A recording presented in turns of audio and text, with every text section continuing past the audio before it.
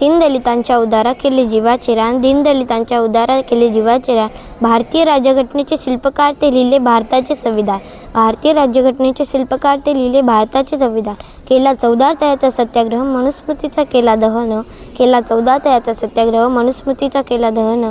अशा या महान मानवाला डॉक्टर बाबासाहेब आंबेडकरांना करते मी नमन, करते मी नमन. भारतरत्न डॉक्टर बाबासाहेब आंबेडकर यांना वंदन करून मी माझ्या भाषणाला सुरुवात करते. कोण होते डॉक्टर बाबासाहेब आंबेडकर?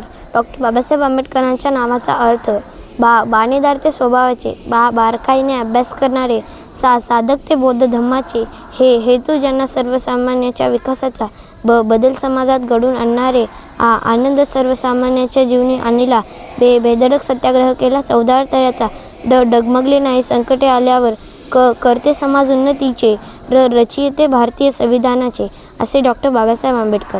अनेक वर्ष चतुर्थ व्यवस्थेच्या नावाखाली अन्याय सहन करणारे बांधव, ज्यांना खायला भाकरी, प्यायला पाणी व चालायला रस्तासुद्धा मिळणं कठीण होते, अशा दीनदलितांच्या व्यथा जाणून त्याचे अश्रू पुसण्याचे व जगण्याचा अधिकार मिळवून देण्याचे कार्य डॉक्टर बाबासाहेब आंबेडकर यांनी केले होते. ते अंधारलेले जीवन, दिसत नव्हत्या प्रकाशाचा किरण, पुसण्यास त्यांचे अश्रू, देण्यास दीनदलितांना नवजीवन.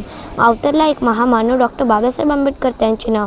अशा या महान मानवाचा युगपर्वताचा डॉक्टर बाबासाहेब आंबेडकरांचा जन्म मध्य प्रदेशातील महू या गावी 14 एप्रिल 1891 रोजी झाला. त्यांच्या वडिलांचे नाव रामजी व त्यांच्या आईचे नाव भीमाबाई. आंबेडकरांना वाचनाचा छंद लागला तो त्यांच्या वडिलांमुळे, रामजीमुळे. तो वाचनाचा छंद संविधान निर्मितीचा आसमंत ठरला, यात तीळ मात्र शंका नाही. मुळातच अभ्यासाची आवड असल्याने डॉक्टर बाबासाहेब आंबेडकरांनी MA, BA, master of science, doctor of science, delete अशा अनेक पदव्या संपादन केल्या. मला माणसाच्या सहवासापेक्षा पुस्तकाचा सहवास अधिक आवडतो, असे मोलकीचे विचार त्यांनी सांगितले.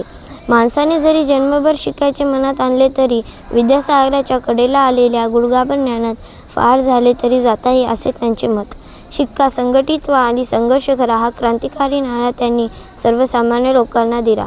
बऱ्याच ठिकाणी लोक अस्पृश्य लोकांना पाणी पिऊ देत नव्हते म्हणून डॉक्टर बाबासाहेब आंबेडकरांनी महाड येथे 14 तळ्याचा सत्याग्रह केला. 20 मार्च 1927 रोजी महाड येथे 14 तळ्याचा सत्याग्रह केला. त्यांनी सर्वप्रथम पाणी ओंजळीने पिले, त्यानंतर त्यांच्या अनुयायांनी पाणी ओंजळीने पिले. डॉक्टर बाबासाहेब आंबेडकरांचे असे मत होते की दीनदलितांच्या सर्व समस्या मनुस्मृतीमुळे निर्माण झाल्या आहे. त्यामुळे 25 डिसेंबर 1927 रोजी डॉक्टर बाबासाहेब आंबेडकर यांनी मनुस्मृती या ग्रंथाचा दहन केला. भारतीय संविधान लिहिण्याचे महान कार्य डॉक्टर बाबासाहेब आंबेडकर यांनी केले. अशा या मानवाचा 6 डिसेंबर 1956 रोजी महापरिनिर्वाण झाले. डॉक्टर बाबासाहेब आंबेडकरांचे जीवन आपल्या सर्वांना खूप प्रेरणादायी आहे. जगावं कसं, अन्यायाविरुद्ध लढावं कसं, संघर्षातून घडावं कसं, वादळात समोर उभं राहावं कसं आणि शिक्षणातून स्वप्न साकारावं कसं, हे बाबासाहेबांनी स्वतःच्याच कृतीतून आपणास नव्हे तर सर्व जगाला दाखवून दिले. म्हणून डॉक्टर बाबासाहेब आंबेडकरांना मी त्रिवार वंदन करते आणि माझे भाषण संपवते. जय हिंद.